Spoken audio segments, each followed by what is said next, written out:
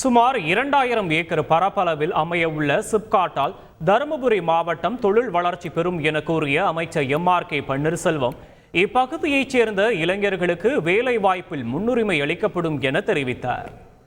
2000 acre 2422 acre கொண்ட இந்த தருமபுரி வளர்ச்சிக்கு இது முதற்கட்டமாக கலைஞர்கள் அறிவித்த போது ஒரு சில இயக்கங்கள் இது வர வேண்டாம் என்றார்கள். இப்போ ஓசூர் இப்போ நம்பி வழிகள் ஓசூர்னு எல்லாம் போயிட்டு இருக்காங்க. ஆக அப்போ அன்றைய காலகட்டத்தில் இது தருமபுரி சிப்காட் கிட்டத்தட்ட 2000 ஏக்கருக்கு அளவுக்கு சிப்காட் தான் இந்த பகுதியுடைய பொருளாதார வாழ்வாதாரம் உயர்த்தப்பட்டிருக்கும்.